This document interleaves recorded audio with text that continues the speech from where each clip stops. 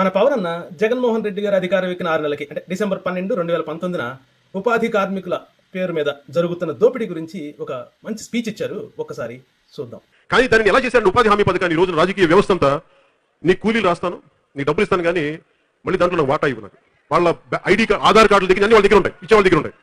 వాళ్ళని చేసి అంటే వాళ్ళని దోపిడీ చేసి జాతీయ ఉపాధి హామీ పథకం కింద కూలీలు కూడా దోపిడీ చేసి వాళ్ళకి సవ్యమైన డబ్బులు ఇవ్వకుండా ఇచ్చారు డబ్బులు. 2 ఏళ్ల కాలంలో ఈ వ్యవస్థను చక్కదిద్దడానికి తమరు ఏం చేశారో చెప్తారా? ఏం చేయలేదో చెప్తాను. నేను ఉదాహరణలు ఇస్తా. ఒకటి చాలు, చాలా ఉన్నాయి అనుకోండి అన్న, ఎందుకు లేదని ఒక్కటి ఇస్తానన్నా. ఆ ఒక్కటి ఒక్కసారి చూసి తమరు అభిప్రాయం చెప్పండి అన్న.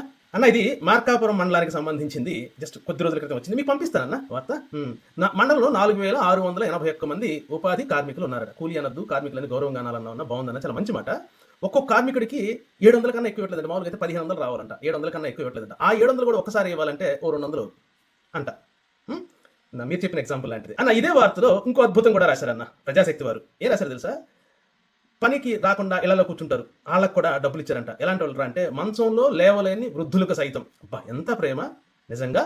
అలాగే శ్రీశైలం దేవస్థానంలో అవుట్ సోర్సింగ్ కార్మికులుగా కూడా పనిచేస్తున్నారట. ఫేక్ జీపీఎస్లు సృష్టించారట. పనికి రాకుండానే డబ్బులు పడుతున్నాయి చూసారా, వాళ్ళకంట 1500 రూపాయలు ఇస్తున్నారట. అన్న, మీరు ఇందాక చెప్పినట్ట ఇలా 1500 ఇస్తానే 700 వీళ్ళకి ఇలా తిరిగి ఇచ్చేయాలంటన్నా.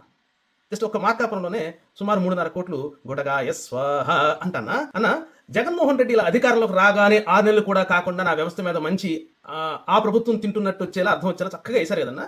కార్మికుల కష్టాన్ని మింగుతున్న అవినీతి అనకొండలు ఎవరు? ఆ అవినీతి అనకొండల పైన ఉన్న పంది కుక్కులు ఎవరు? మీరు చెప్తారన్న. ఇప్పుడు ఇది ఆమోదయోగ్యకరమైన అవినీతి అయి ఉంటుంది కదన్నా. లేకపోతే తమరు అద్భుత ఆంగిక వాచిక అభినయంతో కూడినటువంటి పరుష పదజాలాన్ని వాడుతూ అద్భుతమైన ప్రశ్నలు వేసుండేవారు.